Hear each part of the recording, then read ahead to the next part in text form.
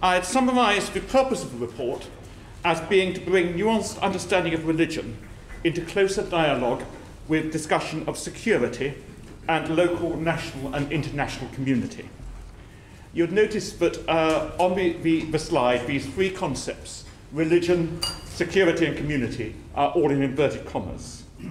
And before I talk, though, about our conclusions and recommendations and unpick these a bit, I'd like first to show you a short film.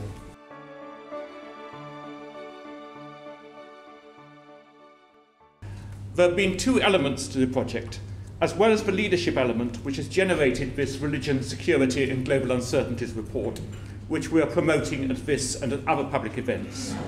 We've been doing more detailed research around the theme of martyrdom in its various and contested meanings over the last century. But it's the leadership strand of the project which we're emphasising today. There are 10 key conclusions and recommendations in the report. I'm going to highlight 5 of them in this presentation. Our conclusion 1, religious literacy and a wider vocabulary are needed by all. Precisely because mainstream Western society is predominantly secular, a positive effort needs to be made to enable those who do not have a religious faith to have a better understanding both of the significant minorities in the West itself who have a religious commitment, and of the continuing and arguably growing influence of religion in much of the rest of the world. While popular and media attention does tend to focus on Islamic resurgence, it's important to emphasise that Christianity too has seen substantial growth on a global scale in recent decades. Moreover, in a religiously diverse, globalised world, there is also a pressing need for religious people themselves to understand other traditions, and indeed to understand varieties of secularity and non-belief. In the long run, we should be looking to schools to address this issue. But if better understanding is to be fostered among the adult population, the media has a crucial role to play. While it may sometimes be hard to resist the temptation to go for the eye-catching headline that stereotypes a particular religious group, there needs to be a greater readiness to look beneath the surface and to seek to educate readers, listeners and viewers. I think religious groups themselves also need to take responsibility for public education and perhaps see a different kind of role from what has sometimes been to propagate their religion among more missionary faiths or to minister to their own communities, but to be more open to a public that may not want to be converted but is prepared to be better informed.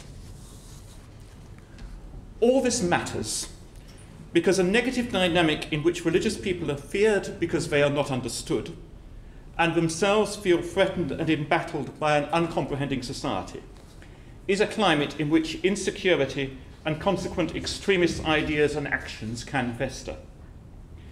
It's also a climate in which even people of goodwill, with the best of intentions, are liable to misunderstand each other because of divergent underlying assumptions. We also, in this report, want to argue for a broad understanding of the term security. Security professionals are understandably preoccupied with identifying and combating immediate threats. But measures that, however inadvertently alienate whole communities, risk being counterproductive in the long term, thus fostering insecurity. In particular, for those whose sense of personal security and identity is rooted in a strong religious commitment, a sense that that religious identity is being challenged can lead to a destabilising sense of insecurity. Our second conclusion: religion plays an ambivalent role when it comes to threatening or promoting security. Hence, it's crucial to understand a specific context. And a few examples of this. Firstly, the hardline evangelical Protestantism, promoted by the late Ian Paisley for much of his life, was undeniably a factor in prolonging the conflict in Northern Ireland. But that same religious tradition has also generated significant resources for reconciliation, especially through the work of the evangelical contribution on Northern Ireland. In the Middle East, the political and military activities of Islamist movements, such as Hamas and the Muslim Brotherhood, need to be seen alongside their grassroots activities in social welfare, often improving conditions in local communities. Another example, popular religious movements in Africa sometimes appear to threaten the security of failing or weak states. But they may in fact well have gathered momentum precisely because of the insecurity people feel due to the limitations of the state. It's also important to understand the specific teachings of various religious traditions and the differences between them. Our underlying point would be that we should not label any religious tradition or sub-tradition as inherently threatening or conversely stabilizing, but rather seek carefully to understand it in the context of a particular situation in question. Thirdly, there's no simple cause and effect perspective whereby supposedly dangerous ideas lead people to violent action. It does not follow that a Muslim who believes that it is theoretically permissible to kill infidels, or a fundamentalist Christian who believes that abortionists are mass murderers who therefore deserve to be executed themselves, will ever actually act on those convictions. Conversely, there are indications that sometimes people with previously quite moderate beliefs can be quite abruptly radicalized, perhaps really for more social, political, or psychological reasons than for religious ones. Moreover, the attempt to contain ideas regarded as dangerous can risk becoming a counterproductive and polarizing provocation. I do have particular reservations about the December 2013 report of the Prime Minister's Task Force on Tackling Extremism in the UK, insofar that it seems to set up a clear polarity between what it regards as a peaceful traditional Islam and what it calls Islamist extremism. It needs to be recognised that there are many shades of grey in between. And I think unless that's fully appreciated, there's a risk of finding extremists in every mosque, alienating majority Muslim opinion, and making it much harder to identify the relatively small minority who are an actual risk to national security.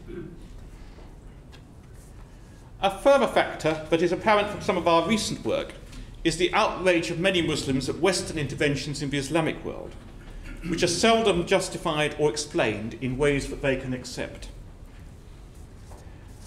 And in this respect, I think there is a need to apply elsewhere some of the lessons hard learned in Northern Ireland in the 1970s and 1980s about the dangers of antagonising whole communities, so that even though they do not actively participate in terrorism, they are prepared passively to sympathise with it.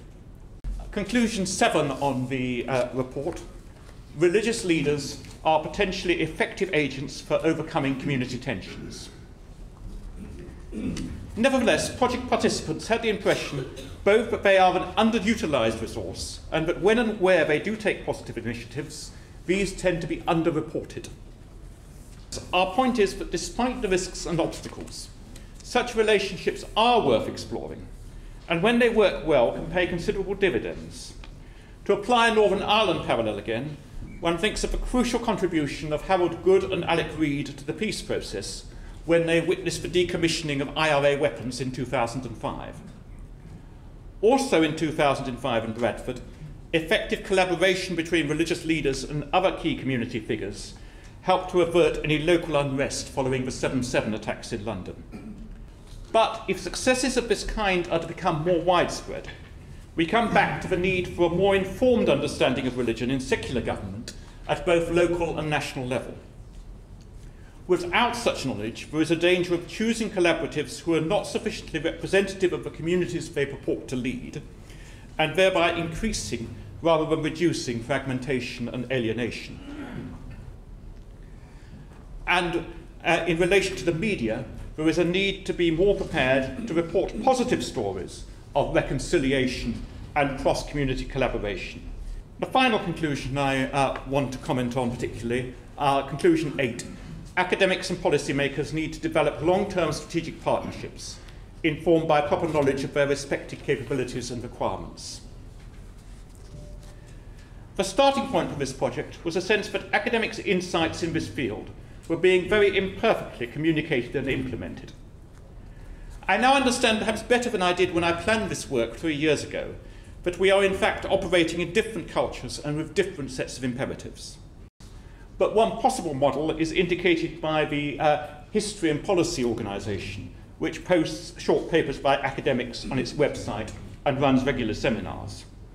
If a network could be established through some kind of pattern of regular activity, it would then provide contacts and resources that could be drawn upon quickly when the need arises.